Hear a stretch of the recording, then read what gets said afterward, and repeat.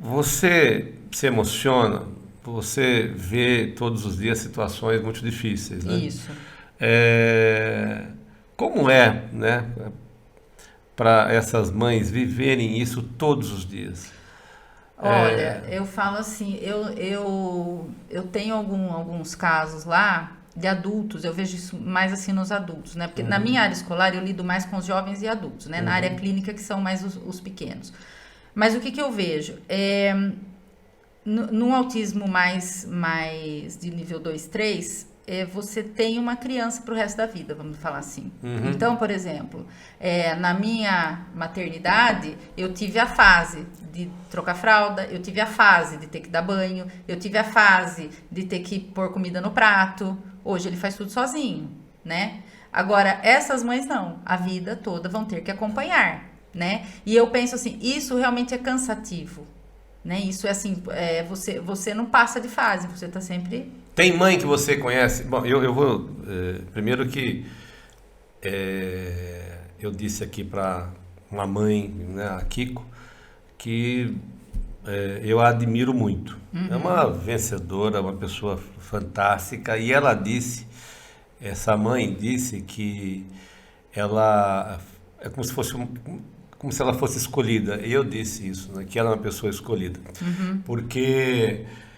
nas palavras dela, né, que Deus escolheu para que a filha dela tornasse ela uma pessoa melhor. Com toda certeza torna. Porque a gente que só trabalha com eles, a gente Você acha que os profissionais melhor. Também se tornam pessoas melhores? Com toda melhores? Certeza, a gente tem outro olhar para as coisas, né? Você começa a olhar de forma diferente. Atender criança especial certamente faz o profissional, quando chega em casa, pensar na vida todos os dias. Exatamente, valorizar tudo que tem. Não é? Né? E entre elas também é assim. Por exemplo, vamos falar um autista de nível 3 que está conversando com a mãe do de nível 1. Entre elas têm essa aprendizagem. Ah, mas o seu faz tal coisa, o meu ainda não faz. Você acha importante as mães conversarem entre si? Com certeza, existem hoje, eu não vou saber dizer para você nomes, mas eu conheço uma psicóloga que faz um trabalho só com pais, só com mães. Inclusive ela faz encontros,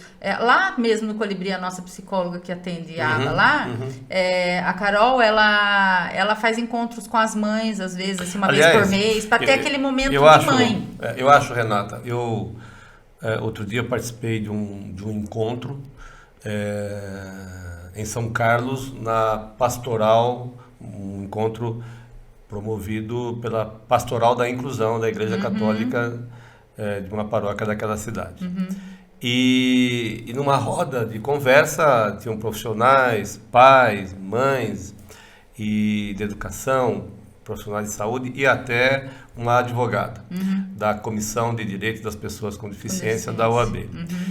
E eu percebo que quando as pessoas que têm isso em comum, ou seja, mães de pessoas com autismo, conversam, trocam impressões, trocam opiniões, falam das suas experiências, ela se entende melhor. Isso, eu acho que descarrega, assim, né? Meio que tira um pouco daquele peso. Eu acho que elas se sentem mais... As mães se culpam? A terapia em grupo é muito... se culpam. Inevitavelmente. Isso não é só uma questão do autismo.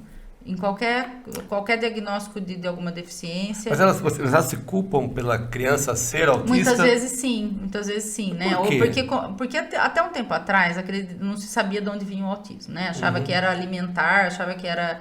Tanto que existe uma crença porque bebeu aí de que coisa, criança autista não pode comer glúten. Não é assim. Só não pode se tiver doença celíaca, senão não tem problema nenhum, né? E então, assim, eu acho que hoje que já se sabe que existe uma questão genética envolvida, tem gente que faz investigação genética para descobrir se veio dela, se veio do pai. Você acha que tem muito folclore ainda? Ah, tem. Eu acho assim, você acha que... o que já foi descoberto ainda não é a coisa total. Acontece, às vezes, do marido culpar a mãe? Com certeza, tem marido que vai embora. A gente Não, tem isso a gente tem atendimento lá que o pai até que ele pensava que a criança não tinha um bom comportamento, estava tudo certo. A partir do momento que ele descobriu que a criança é autista, ele vai embora. Por que muitos homens abandonam? Porque eu acho assim, eu acho que vem uma questão meio machista mesmo, sabe? De achar que, por exemplo, vou falar de um jeito bem chulo, bem errado, mas assim, veio com defeito. Não quero. Culpa da mãe. Eu quero uma coisa perfeita. Pois é, o machismo está presente em diversas situações da vida. Eu Agora, vejo dessa nesse forma. momento, o marido olhar para a mãe, para a esposa, mãe do filho, e achar que é culpa nisso, da né? mãe a criança ser autista, Nunca. Isso é desumano. Não. Nunca. Não é? Não existe isso, né? Não, né? não deveria. É além de existir. machismo, né? É desumano. muito além. Mas acontece. Acontece muito. É muito, muito comum. E, assim, e aquilo que você falou, por exemplo, que às vezes você conhece muita avó que cuida, o que acontece? Às vezes a avó assume um pouco para tirar um pouco essa carga também de cima da mãe, do pai, né? Porque também assim, a família toda fica envolvida nisso, não é só a criança, que nem eu te falei, a gente nunca trata só a criança, você tem que tratar a família toda.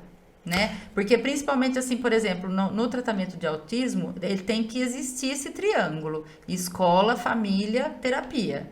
Se o que é feito na terapia não for replicado em casa e na escola, não adianta nada, tá perdendo tempo.